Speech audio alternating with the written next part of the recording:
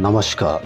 देश की तमाम फटाफट खबरों में आपका स्वागत है। खबरों के लिए आपसे निवेदन कि यदि आपने हमारे चैनल को सब्सक्राइब नहीं किया तो कृपया करके आपके अपने चैनल को सब्सक्राइब करना ना भूलें। आप सब्सक्राइब करते हैं तो हमें हिम्मत होती है सही और सच्ची खबरें आप तक पहुंचाने की। तो क्या है आज की बड़ी खबर? कांग्रेस सांसद राहुल गांधी की। जी हां, कांग्रेस सांसद राहुल गांधी और पार्टी अध्यक्ष मल्लिकार्जुन खड़गे ने आज महाराष्ट्र के सांगली में जनसभा की। राहुल ने जाति जनगणना और शिवाजी मूर्ति गिरने के विवाद पर प्रधानमंत्री मोदी के माफी मांगने पर निशाना साधा। पीएम मोदी पर निशाना साधते हुए राहुल गांधी ने कहा कि आज हमने कदम जी की मूर्ति का उद्घाटन किया। मैं सोच रहा था कि उन्होंने 60 साल आपके साथ मोहब्बत के साथ काम किया। इतने दिनों में उन्होंने आपने कभी माफी नहीं मांगी, क्योंकि जरूरत नहीं पड़ी। माफी वही मांगता है जो गलत काम करता है।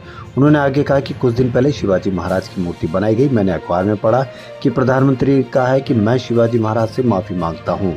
अब मैं ये समझना चाहता हूँ कि उन्होंने माफी क्यों मांगी। इसके अलग अलग कारण हो सकते हैं। पहला कारण ये हो सकता है कि इसका ठेका आरएसएस से एक व्यक्ति को दिया गया। राहुल गांधी ने कहा कि दूसरी गलती हो सकती है कि मूर्ति के बनने में भ्रष्टाचार हुआ, चोरी हुई और शायद प्रधानमंत्री इसके लिए माफी मांग रहे कि मैंने जिसको ठेका दिलवाया उसने भ्रष्टाचार किया और महाराष्ट्र के लोगों से चोरी की।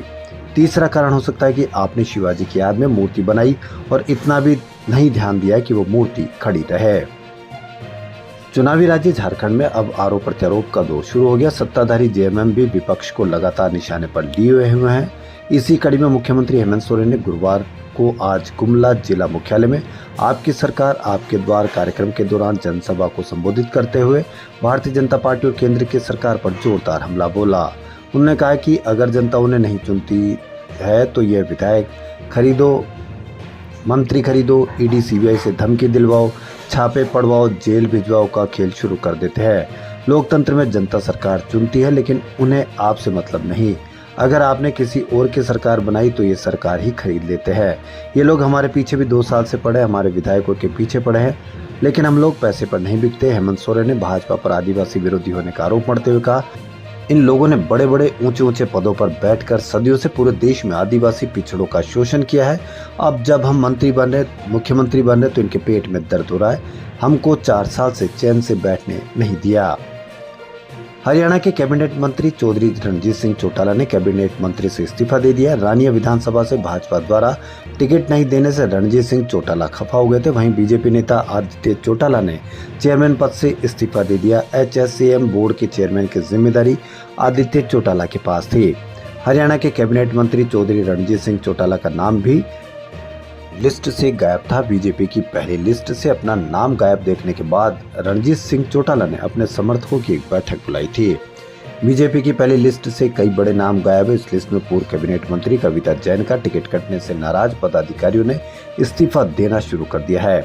इस लिस्ट के आने के बाद बुधवार रात तक कई पार्षदों ने भी अपने पद से इस्तीफा दे दिया।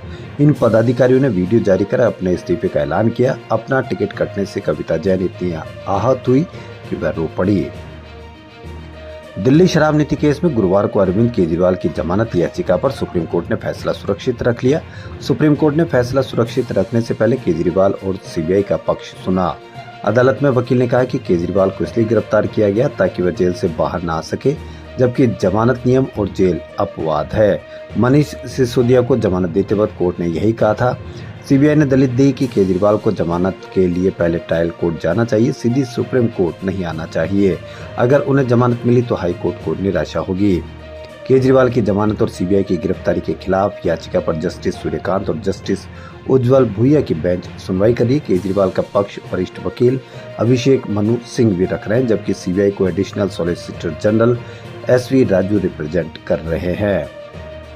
हरियाणा विधानसभा चुनाव के लिए भाजपा ने बुधवार देर शाम को 67 कैंडिडेट की लिस्ट जारी की थी। लिस्ट आते ही पार्टी में बगावत शुरू हो गई। कई पदाधिकारियों ने सोशल मीडिया पर ही इस्तीफा दे दिया। वहीं गुरुवार सुबह देश की चौथी सबसे अमीर महिला सावित्री जिंदल ने भी बगावत कर दी। भाजपा से टिकट न मिलने के बाद उन्होंने हिसार से निर्दलीय चुनाव लड़ने का ऐलान कर दिया है। सावित्री जिंदल ने समर्थकों से कहा कि मैं भाजपा की प्राथमिक सदस्य नहीं हूं।